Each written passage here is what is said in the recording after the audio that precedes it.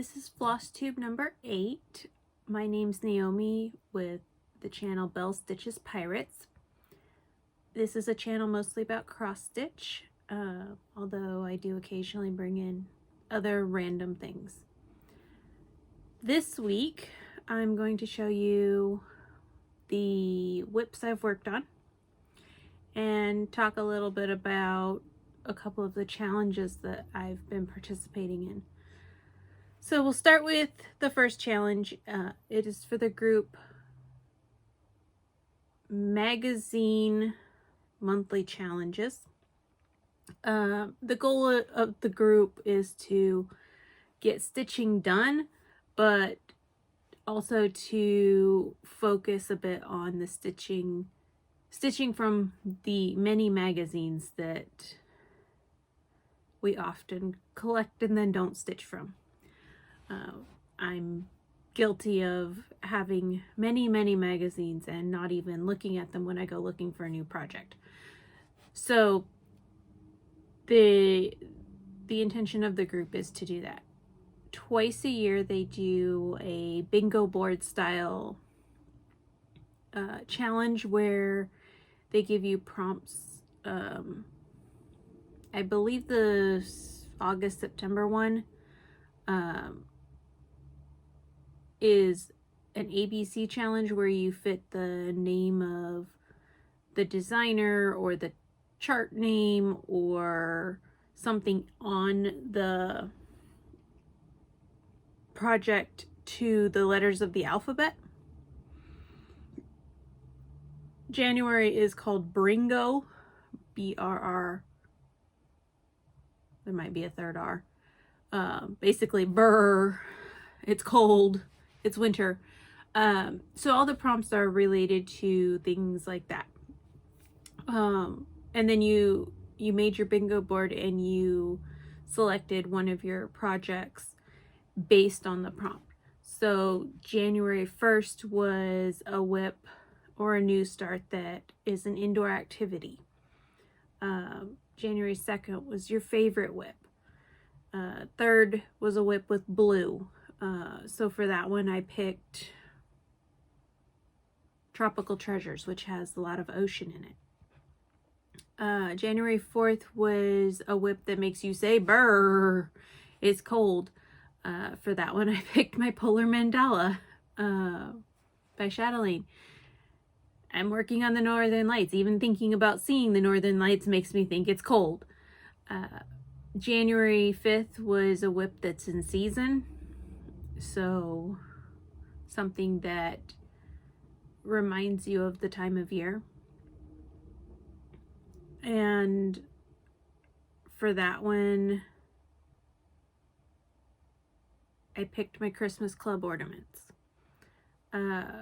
January 6th was a whip that's sparkly,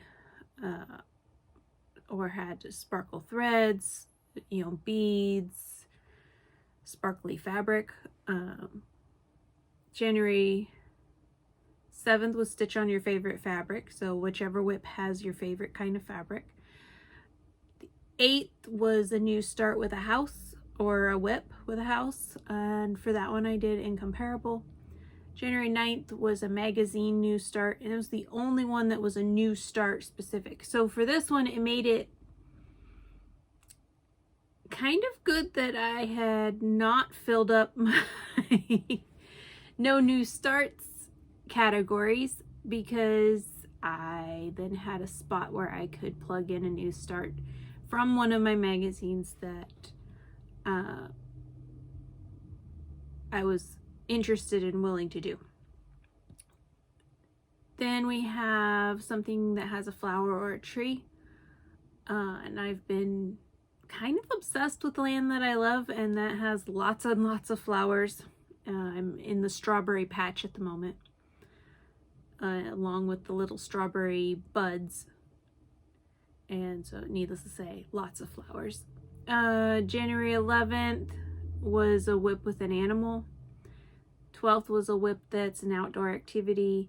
13th was a whip with words. So tonight I'll be working on Incomparable again. It's got words on it. So my plan for the year, but also for the groups that I'm participating in, is to participate in them within the bounds of the path that I chose for No New Starts, which is 22 whips in 2022.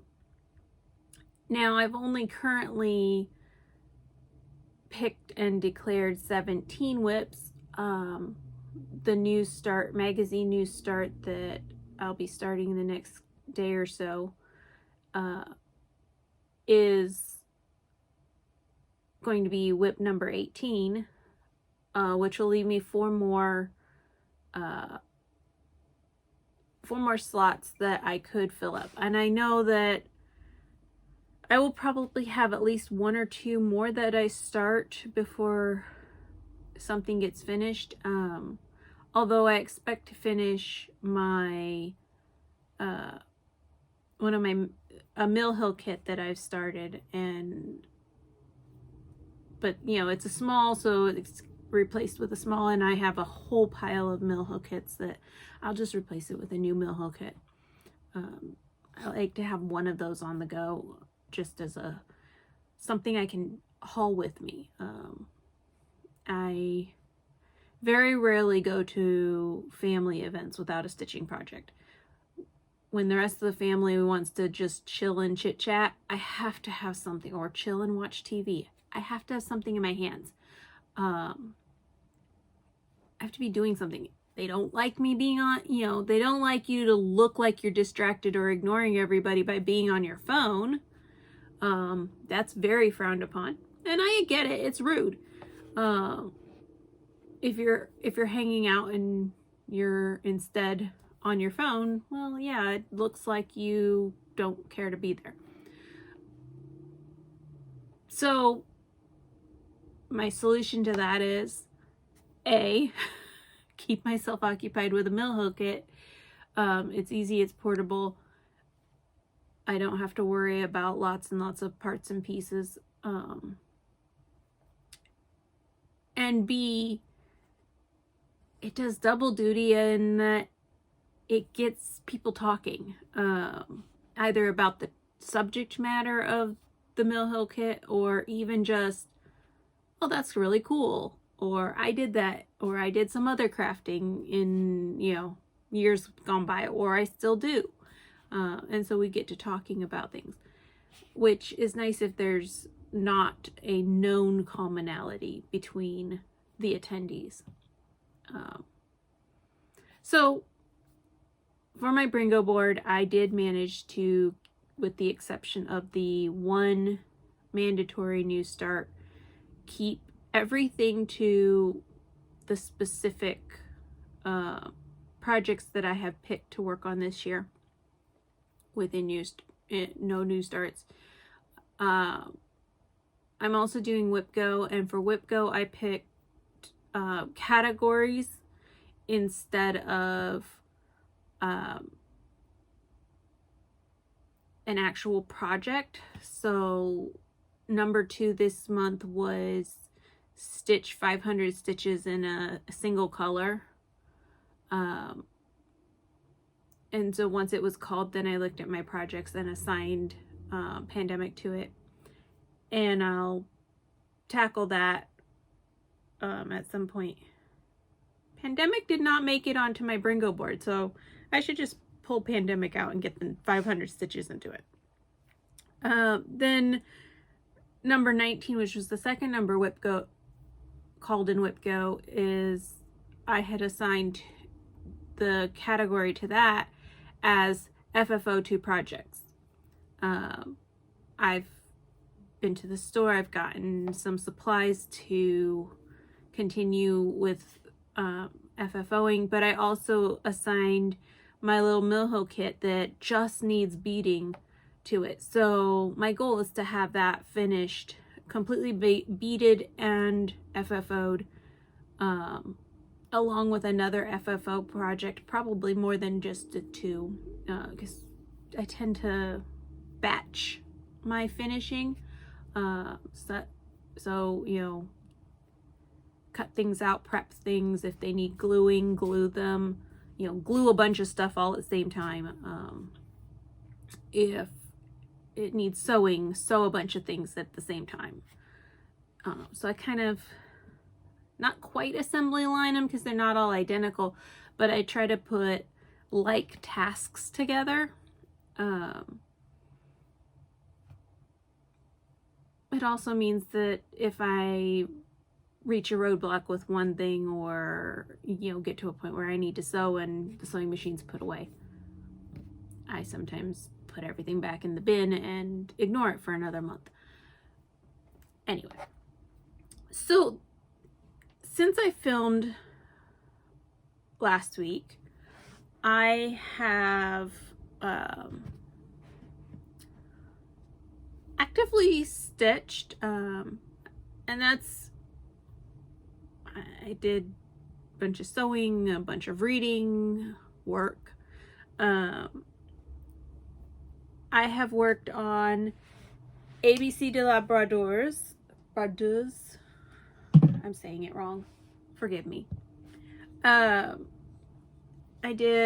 just did one evening on this, but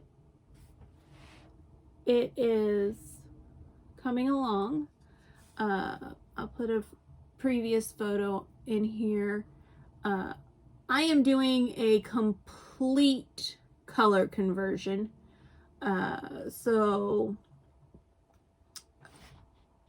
this is a variegated floss that's one half of it. The other half is like oranges. Like, it is highly variegated, but it split into two distinctive kind of bundles.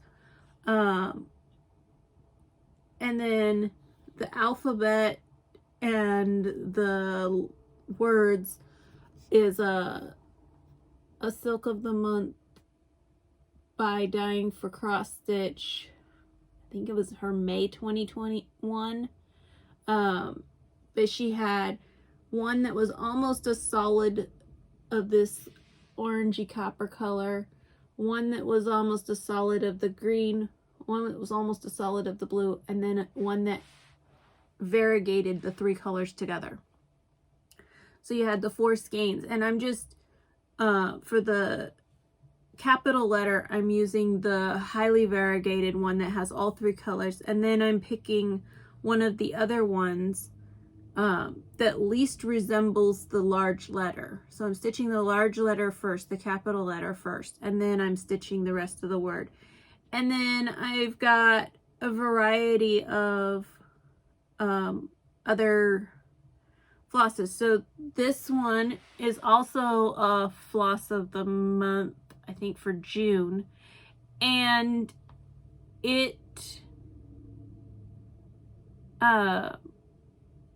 I'm not huge on the color pink. I mentioned that last week, but it has a lot more in the ways of, it has some pinks in it, but it also has purples. So these were charted as a dark pink and a light pink. And so I'm pulling colors that are, aside from the letters, which I really didn't follow the original script at all, the original colors at all. I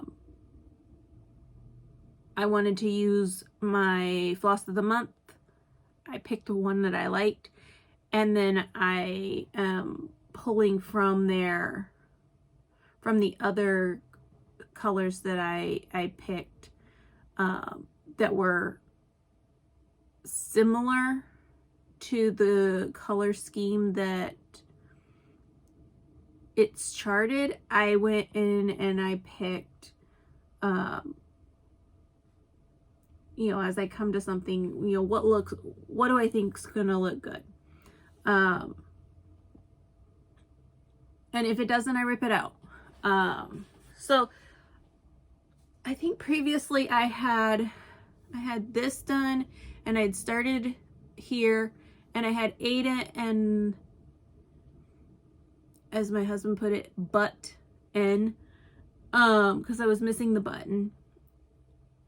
And I think I had the word cotton. I might have only had the large C, the capital letter. I didn't have the dress. I didn't have any of the flowers. And I didn't have this purple and pink up here done. So I added all of that, and that was 500 stitches. And it's quite a bit. The only part of my plan that has me slightly concerned is there is some skin color on the lady here, and because none of my silk colors that I pulled are really like skin tone colors, I may pull a floss just for the skin so that it doesn't look too odd. And then her apron's white, and I have some B5200 floche that I'm gonna stitch so that it's over 1/2, and it should be, because floche is much thicker than DMC, it should be nice and thick without the really stringy kind of funky look that white thread can have. But overall, for one night, 500 stitches, it's coming along. I mean, obviously I've got a lot more to do, but so that was one of the projects. And then I did some work on Lady of the Flag, and I've put it on this new frame, and I need to actually stitch on it and see if I like it. I'm not sure I do. I came across this and I liked that it's ratchets to tighten, and I don't have to, you know, like really fight with getting the fabric into the bars because they split apart and then you sandwich them together. But it's a little bit on the flimsy side. It torques a bit. Granted, it's stretched to its max capacity. And then also, I really think I need side tensioners, which means I'd have to make some because I don't currently have any. But I did a lot of work down here in the bottom, filling out, you know, just filling in the bottom of the dress. And the reason I switched it over to a scroll frame is I'm kind of at the point where I want to start seeing some beading. You know, all of this is beading, and it's like, you know, I really don't want to leave all of it to last. So the point of a scroll frame was to get it to where I can take a piece of flannel or felt, and as I scroll into sections that have beading done, cover it with a piece of protective padding so that the beads aren't getting crunched, and do the beading and the back stitching as I go. But I'm not sure that this is gonna end up working well, so I may have to rethink and reconfigure my scroll frame options and see how to get that to work, because it's just a smidge too skinny. So I only did a couple hundred stitches on Lady of the Flag this week. I did a bunch since the beginning of the new year. I think I've got almost 1,000 stitches into her, but I only did a couple hundred. There was a prompt in one of my groups that said stitch on a lady, so I pulled her out, did the 200 stitches required, and put her back. Then we have Alice in Wonderland Sal.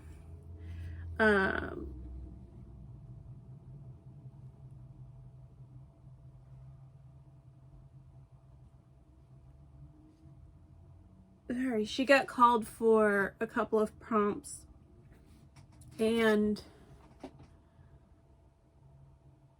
I'm working on part, I believe it's 12, is this whole part right here, and we're working our way up. So this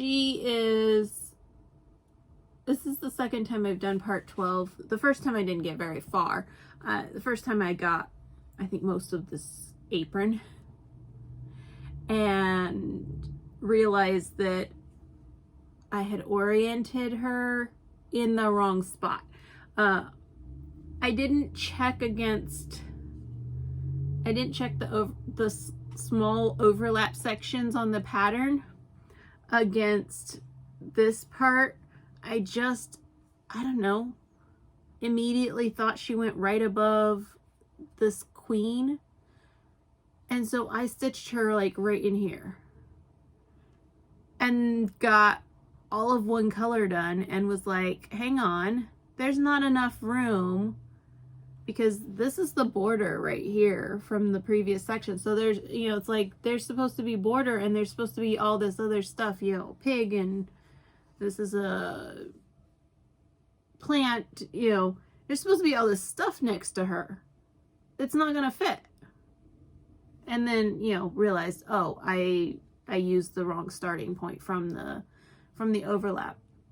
Somehow I mistook a crown for a basket handle, or a basket handle for a crown. Anyway, I, you know,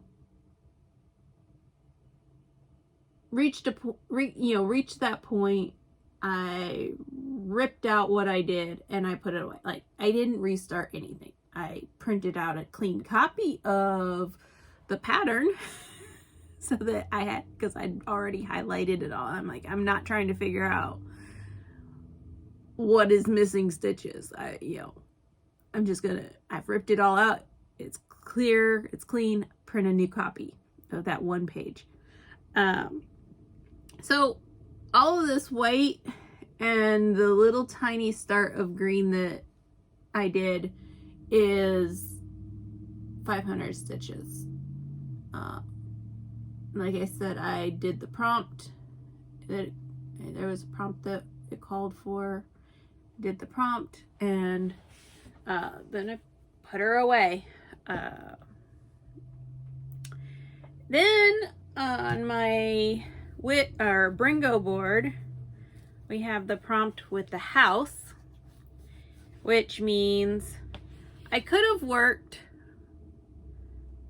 I have two pieces with houses, but for whatever reason, the house on the one piece didn't come to mind when I was putting together my Bringo board and picking projects for prompts. But this house did, probably because I was already working on this house in the previous year. And so the house, whereas the house on the other one, I'm not even on the page with the house. I was looking at the cover page and realized, oh, there's a big giant house on this. But that's okay. So I worked on this one evening, and I literally just did the fill-in right here at the bottom of the windows. When I finish this row, that'll be the end of this color on the house. And then I still have the mirror of this wing to finish over here. There's a little bit of finishing that needs to happen. There's a little bit of the edge that's not stitched on this. And of course, that window and a little tiny bit in this window. But the house is, I'd say that's 3/4 of the way done. It needs a wing and it needs a window, a missing window. And then from there, it's a couple of people, some words, and I think a tree. The house is the biggest part of this piece. but I really enjoy it. The fibers are really, really neat to stitch with, and I like the colors. So Incomparable, I did 200 stitches. I pulled it out for my prompt, stitched a couple hours on it, and put it away. My prompt was actually for Bringo is 1 hour or 100 stitches, but everything I've put in way more than 100 stitches. There was something I was stitching for in one of my competitive stitching games, and so I stitched until I finished the item, and then I said, okay, Bringo's, check, finished my item, 200 stitches, and check, Bringo can be called done. So that's the first 4 pieces I worked on this week in no particular order, and then we have the last 2, and we'll see how this works.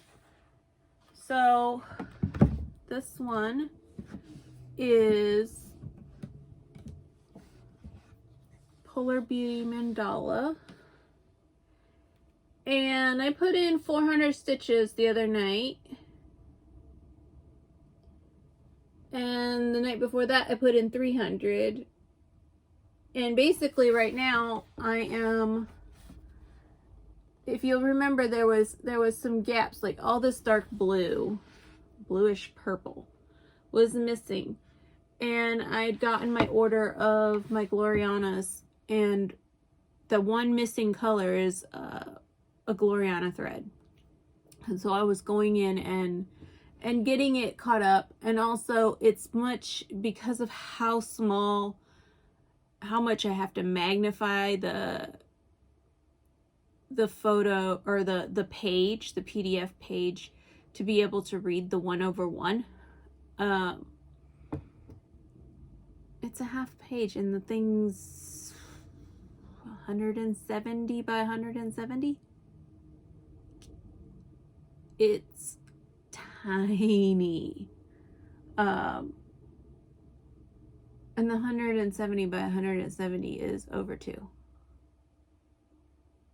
So it's really, really, really tiny.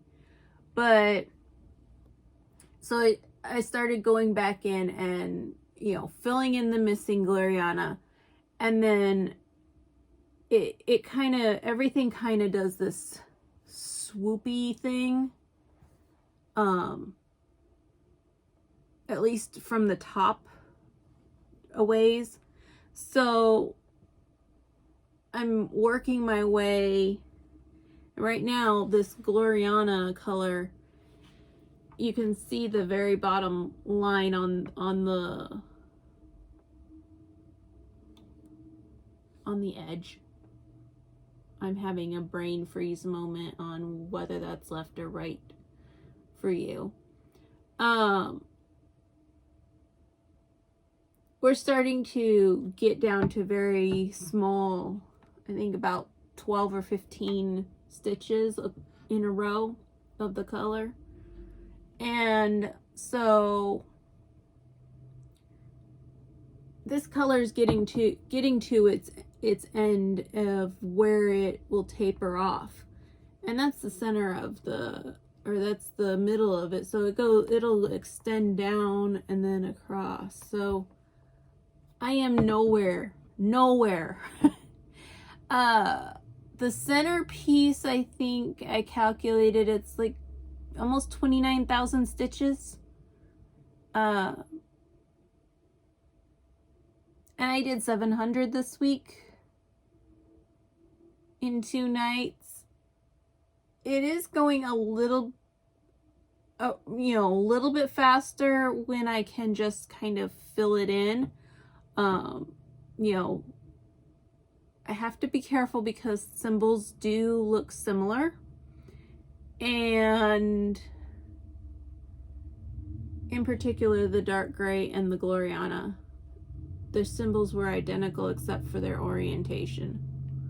They were a black flag, so square with a triangle attached to it, and one pointed down and the other one pointed to the left. and on little teeny tiny squares, it was impossibly challenging to differentiate and determine where do I need to leave a space for the Gloriana, because I was stitching all that without the Gloriana in hand. So now that I've pretty much filled in the Gloriana, I'm gonna finish stitching that, and then I'm gonna start, just as I'm working it, you know, row by row. I might have 2 or 3 colors on the go, but these 2 colors actually, you know, go back and forth between each other. So go in and stitch the odds and ends single stitch of the one color in the row or in several rows, and then come back in and do the fill-in of the dominant color. Seems to be working for me, to feel like it's going at a fairly decent clip. It is still slower than some of my other stitching, but it's not as bad as it could be. So that was my Chatelaine progress. This one was my prompt for on Bringo for a lot of the winter related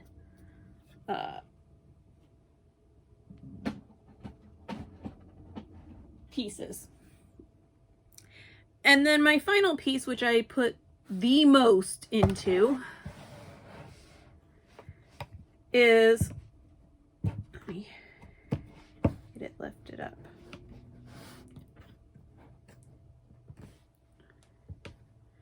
Land That I Love. I've been slightly obsessed.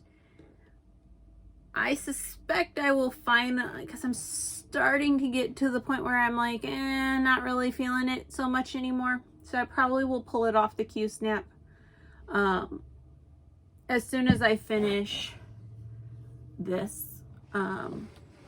But for it being an empty Q-snap when I started it around the new year, I have finished or gotten all the way down to here with the border. I have just a little bit to finish on this flower. Land That I Love, the house starts down here, so I'm not gonna bother starting the house. That's kind of my demarcation line. This border, I probably won't go any further over. There's a page break here, and so there's a page break here. There's also a page break here. So that to do that transition is gonna be flip-flopping between 4 pages. And I just don't feel like it. So I'll finish the work that needs to happen in here, and then I'll probably call it a day for a while, until it comes up on something. I do have it on my Bringo board 3 times, and I've only had it called twice. So it's probably more or less going to be set aside until that 3rd Bringo gets called. Then finish off the basket and put it away for the rest of the however long it takes me to get back to it. But I mean, I did 2,100 stitches in this week, and I wasn't really trying. Like, it was okay, I would pick up a piece and be like, so like last night I picked up Polar Beauty Mandala, and I'm like, I'm gonna stitch in this all tonight. And I stitched, and And I reached a point where I was like, I'm kind of over this piece. But it was only like 9 o'clock at night. And so I'm going, okay, I'm not ready to quit stitching. I'm still up. I'm still watching TV. I'm not ready to quit stitching, but I'm done with Polar Beauty Mandala.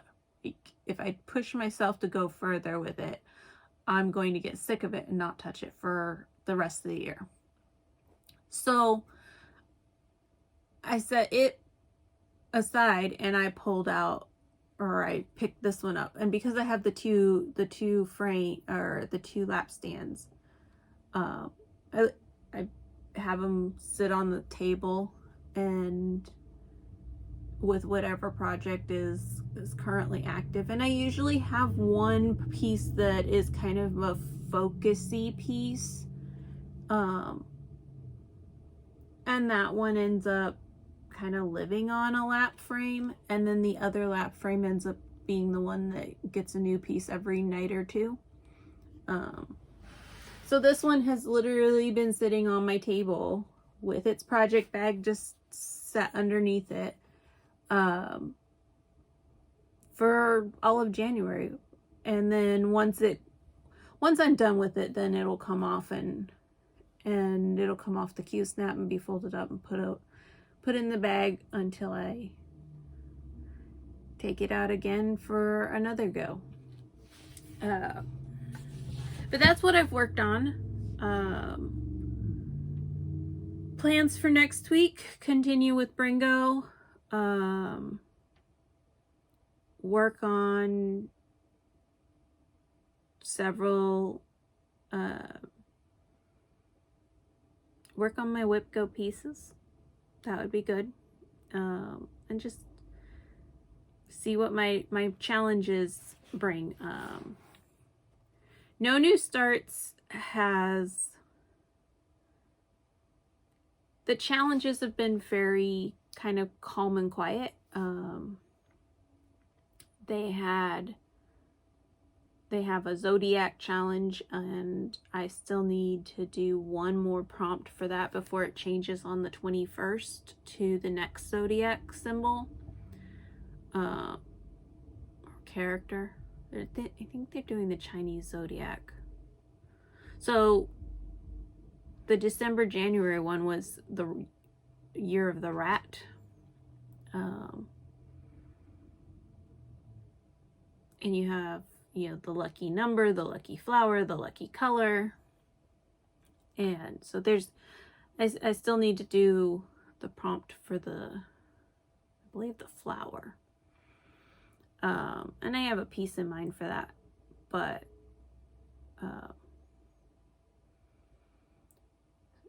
other than that, they have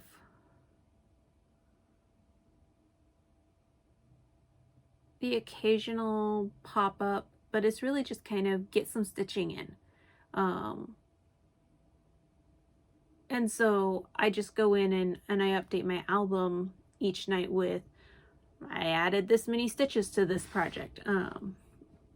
And I'll post I'm doing a monthly progress photo, but because I don't want to have to do it all at the end of the month, when I work on something, if it's a new, not a new project, but a new project for that month. So let's say the first time that I worked on Polar Beauty Mandala, at the end of the night, I had my final picture from what I was posting it on other challenges. And I went into my No New Starts album. I found my post with the cover photo of Polar Beauty Mandala. I made a comment and I called it January, semicolon. And then I put however many stitches and XX for stitches. So I put like 300 stitches, 300 XX, and then I attached the photo. So then the next night when I did 400 and I'm now at 700 for the month, I posted again. I wrote January because Facebook doesn't let you They let you remove the photo from a post when you edit it, but they don't let you sub in a new photo. At least I haven't figured out how to do it. They might. I could be wrong, but I've messed around with it a number of times and gotten nowhere. So the fastest, easiest, quickest workaround I've found is to make a new post with your update and then just delete the previous post. So January 700 stitches, my newest post, and remove the 300 stitches post so it doesn't look like I did 300 and 700. And then at the end of January, there will be a post, one single post in there for January that says the total cumulative total I have stitched for the month of January on that project with a final picture. And then if I don't stitch on it, let's say I don't stitch on it in February, the next time I come to it, say it's March, and I put in another 600 stitches, it'll say March and 600 and have a new photo. So my January photo is like the start photo for March. It's working for me to keep track of how much I've done for the month and the most recent photograph of the project. So the No New Starts group, with the exception of a handful, the odds and ends weekend game or something, is really not got a lot of challenges. They do have a travel event, and that one has a few more challenges. It's still primarily just a stitch on your whips type of a game. But occasionally, so it's a travel the US from LNS to LNS, local needle workshop to local needle workshop. So we started in Dallas and we're working our way to Arizona. And so like one of the needle workshops on the route that we'll be stopping at virtually has the word flower in their name. So you have your number of stitches that you need to stitch to get there based on the distance between the previous LNS and that LNS. And if you have a whip that you're stitching on that has flowers in it, you get a reduction in your stitches. And if you don't have a whip, then there's a penalty, it's a little bit extra. I think it's 100 extra, which for somebody who's on a slower ride, because they just don't have the time to devote to the hobby as, say, I do. They have a much smaller amount of stitches that they have to do to go the distance. I'm on what's called a hotel hopper ride, because I can do a hell of a lot of, there I go, saying hell again. I can do a bunch of stitches, thousands of stitches in a week, not even if I'm focused, just chilling out with watching TV. Or rather, as my husband says, listening to TV. I do. I'm stitching, and as I pull the needle, I might pop my eyes up, flip my eyes up to see the TV, and then they go back down to the stitching. So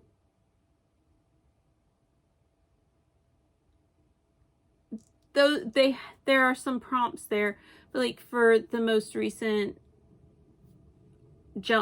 travel section, I had to do 3,400 stitches. It's a lot of stitches.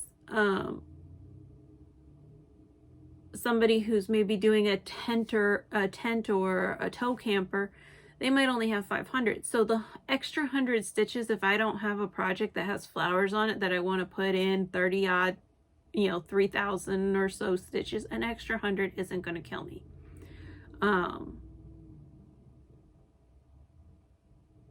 It's an hour or less. But even so, I still try to match things. So, you know, if it says stitch on something, you know, stitch with blue, well, I'm going to try to pull out a piece that lets me stitch on blue or stitch with blue.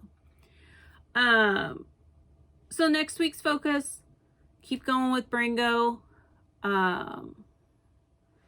Get my new magazine start for Bringo started, and post all that in the correct groups.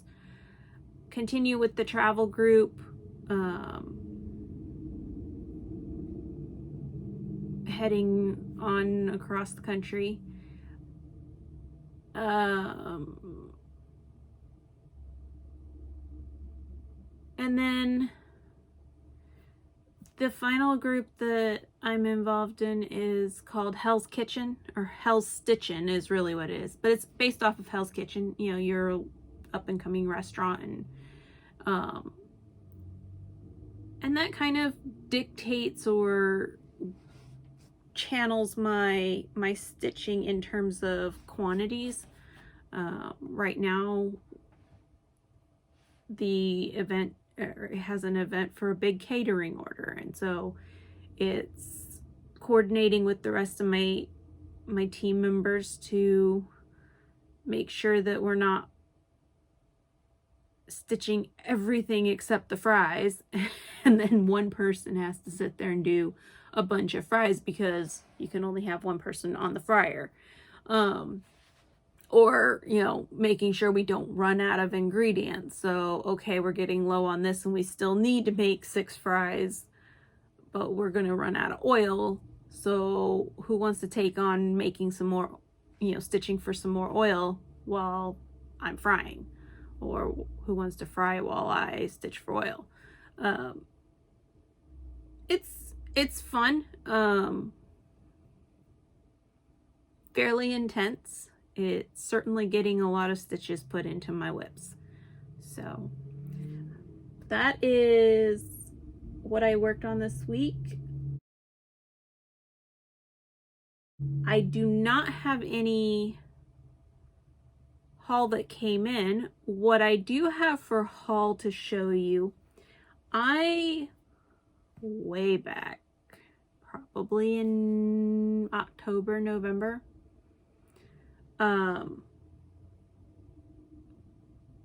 closer to November, I have been following RNR Woodwork Kentucky.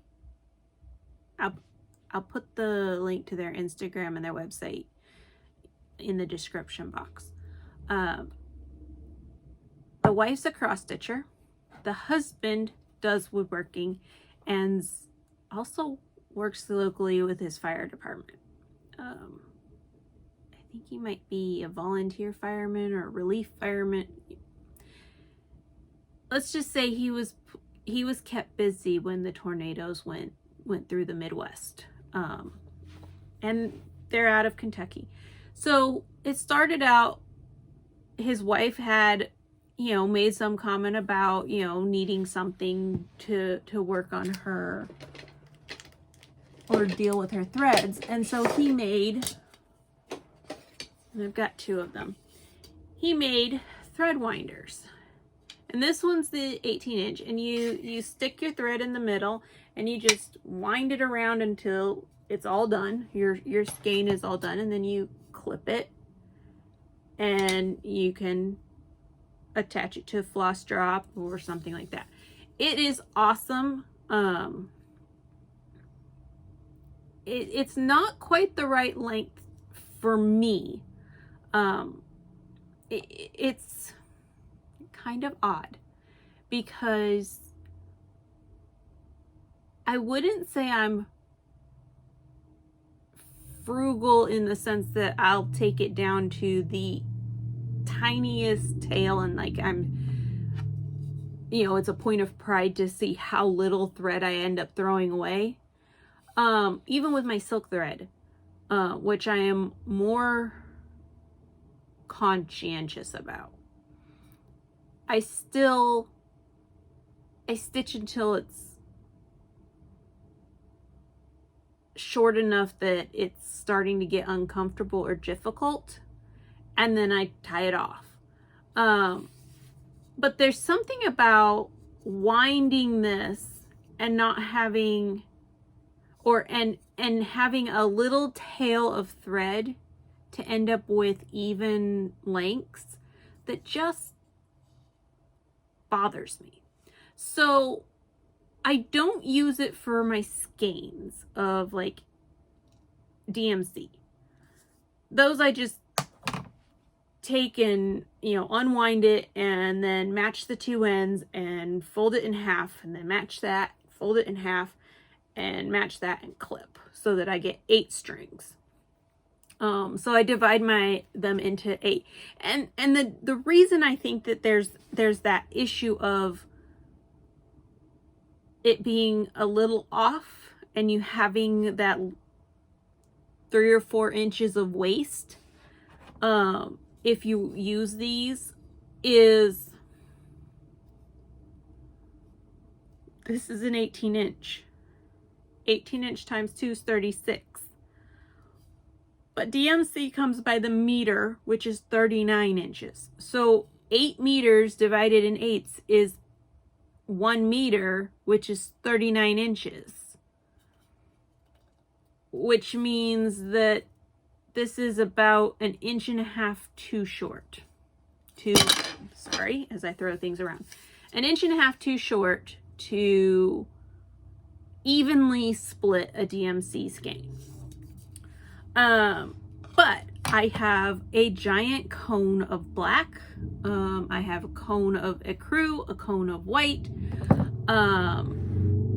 And I pulled it out when I had to measure off some lengths of black for a project, and it was awesome.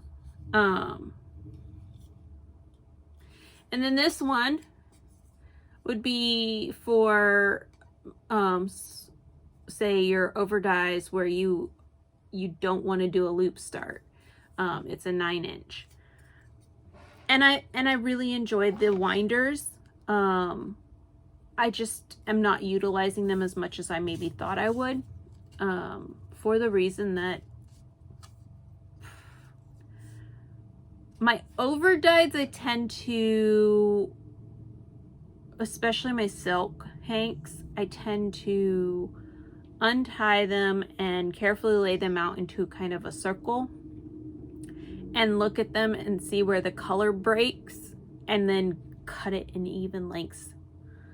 So I don't even like unwind it to cut it. I thought the floche would be one that would end up doing well to break it into manageable lengths by winding it. My first skein of floche, I tried that and ended up with an outrageously tangled mess because the floche just doesn't unwind cleanly. And I discovered with that, it's just easier to try to find the, find the center, get it into a loop and chop it. And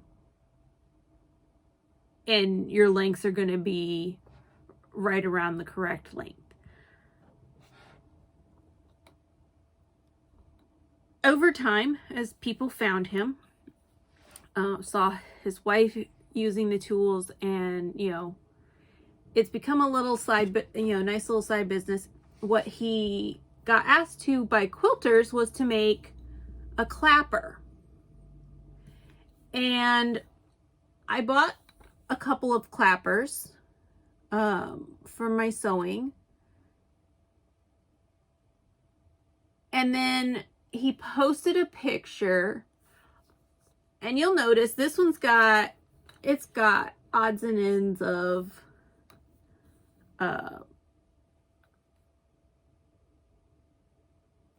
marring from the wood. You know, the wood had marring in it. But, so this is a clapper, and let me remove the stuff.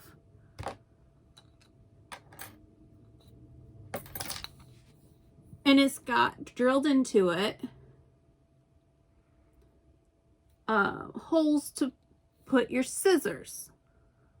So it's basically a scissor clapper. Now, it's a scissor clapper for like your small embroidery scissors. Your bigger scissors, your full-size scissors, the hole's too small. But what I discovered is it's also really great. I have my elastic threader that I use to pull elastic through casings. I don't know how many times I would spend 20-30 minutes chasing this sucker because it's not magnetic, so it doesn't stick to my magnetic pin case. If I stuck it in my binder, in my little quilt clips box, it would end up at the bottom, and so then I'd have to dump out 100 quilt clips to find it if I remembered that that's where I put it. It just was a pain in the neck. I also have, you know, the handy dandy tweezers, which fit in there.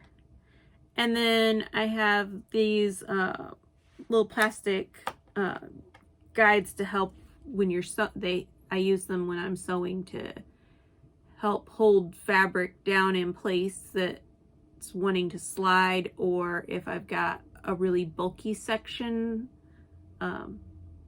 Sewers will be familiar with the dreaded jean bump.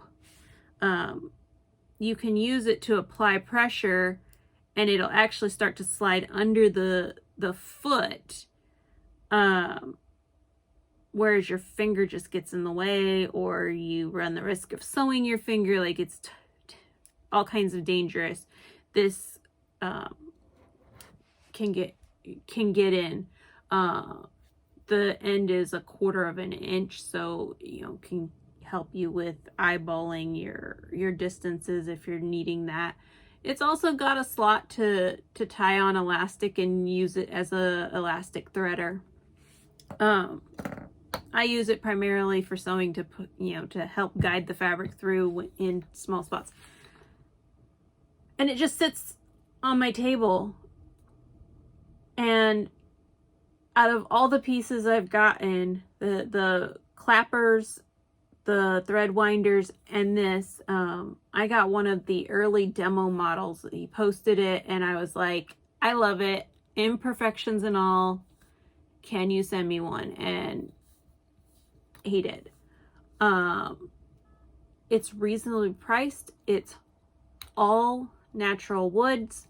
The winders he will stain. The Instagram is amazing with pictures of, you know, the process, even fusing the the different woods together for multi,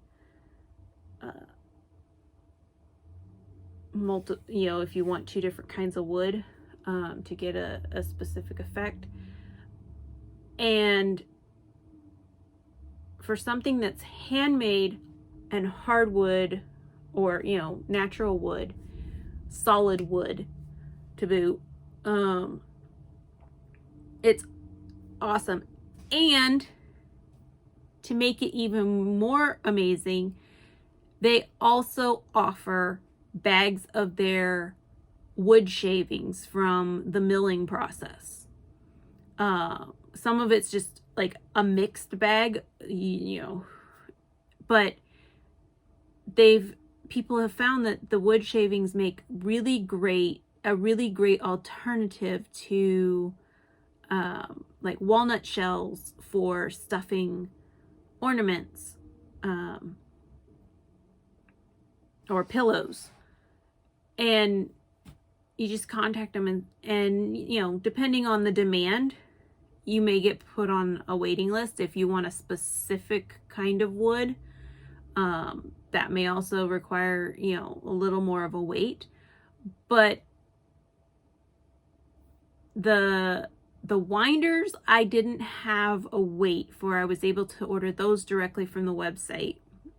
I had a wait. They had to be made, but it wasn't a significant wait. It was less than a month, I think.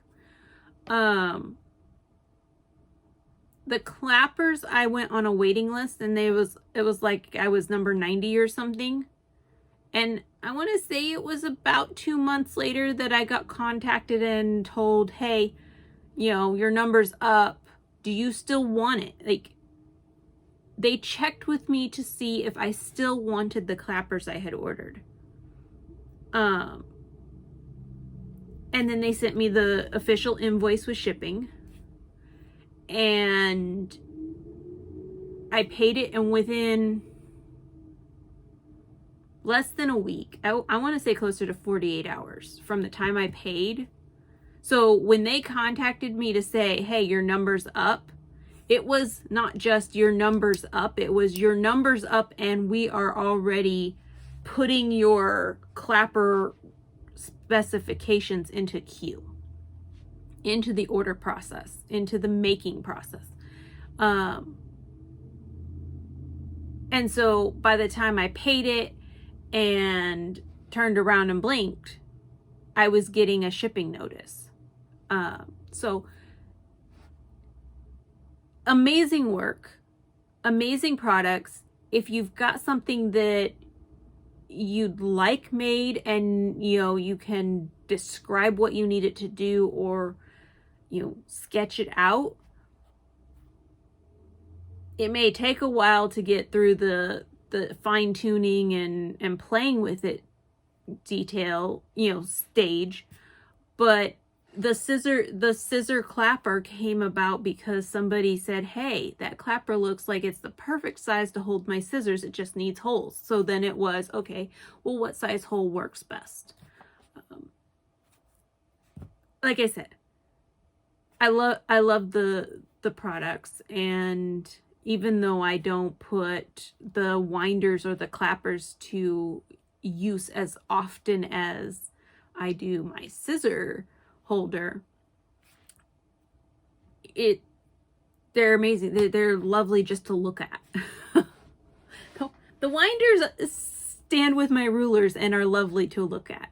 And depending on what I'm using, if I need something that's 18 or 9 inches and is a string, especially if I need a bunch of 18 or 9 inch lengths, or 36, so doubled over,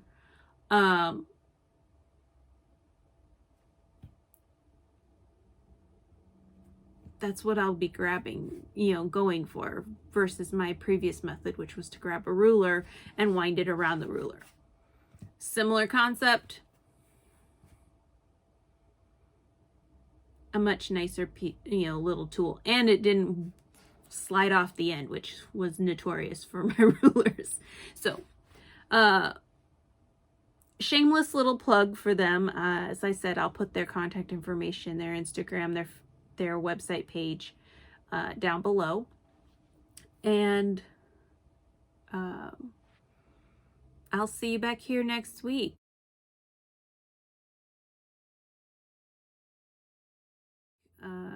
I have some ideas percolating around a possible autism, not necessarily a SAL, but autism products. I have some fabrics that I'm playing with for some project bags that are autism related. Autism is something that multiple family members deal with on a daily basis, either in caring for somebody with autism or being the person with autism. I think it's almost or nearly as challenging for those closest to the person with autism or any other disability to deal with, as it is, you know, it's a different set of challenges, but, you know, particularly when the person with autism is, or a disability is a child and you're the parent, you know, you're having to educate yourself. You're having to try to not just parent in the normal sense, but also figure out, okay, this is, you know, this is, usually you're having to advocate, going, there's something that's not the same with my child. My child is struggling. You need to figure, you know, doctors, figure it out. Quit telling me that there's nothing wrong with my kid. Not that autism is wrong, but don't tell me there's nothing different about my kid when I'm telling you there is. Figure out why they're struggling and help me get the tools to help them succeed. I think that is the common refrain in parents with children with disabilities, is figure out what the challenge is so that we can find assistance and help to help them succeed. And so, you know, yes, it's very, very difficult for the person with autism, especially since it affects their communication abilities often, to actually articulate what it is that they're struggling with.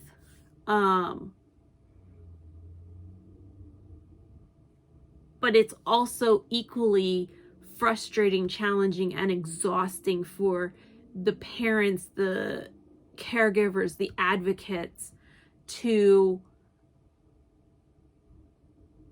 try to help their loved one find the words and then advocate for them to get them the help that they need, the assistance that they need. So, you know, and sometimes you feel like you're battling both the system and the person with the disability, with the autism, because, you know, they've said that this is what, or, you know, observation and discussions have crystallized that this is their struggle, and yet the solutions that are available or can be modified to work for them, because it's different, they don't want to. They don't want to implement it. And so then you're like, hang on, I fought the system to get this for you, and now you don't want to try it? And so, yeah, it's an equally challenging situation, both for the family and the caregivers and the advocates, but it's a different set of challenges. Ultimately, the person with the disability, with the difference in how they see life and interact with the world, is the one that never gets a break.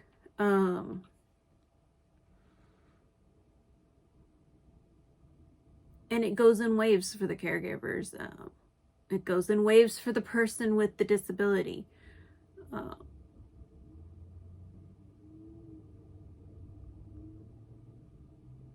Some of my family members that have it will have to be cared for and supervised, if you will, for the duration of their life, because they are vulnerable to unscrupulous people.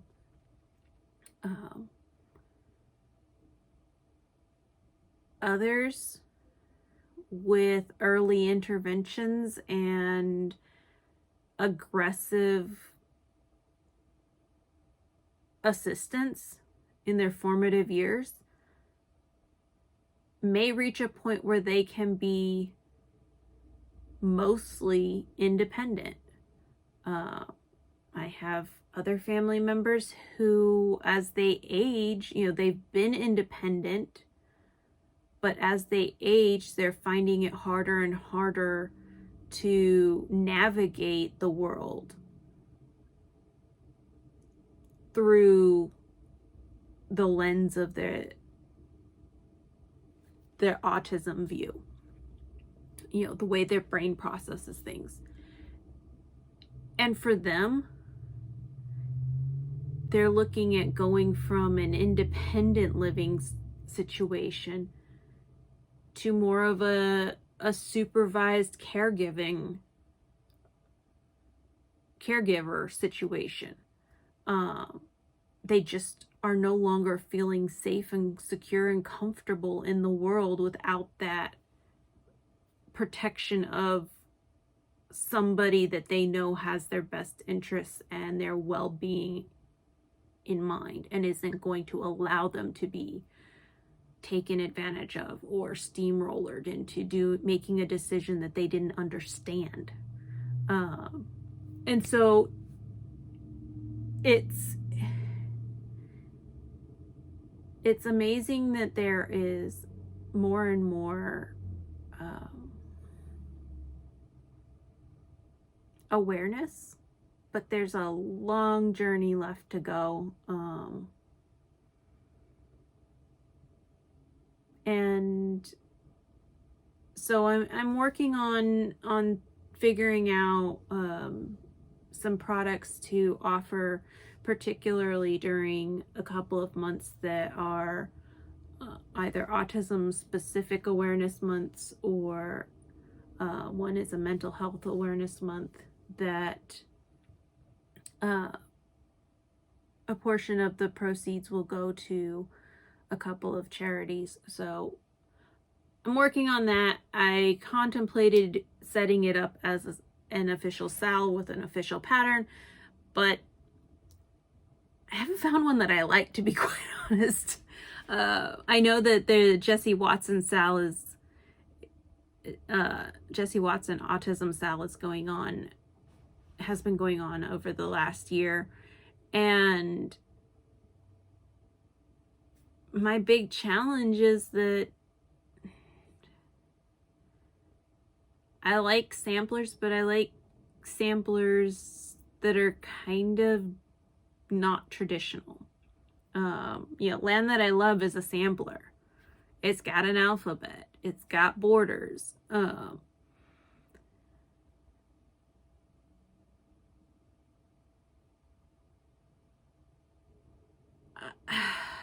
I don't know. I'm just not really feeling a sampler type vibe for it. And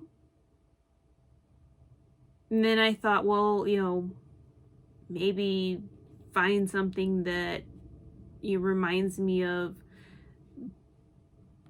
the people that I know and love who have autism, what they're like. And I haven't thought of or found anything yet that speaks to me that way.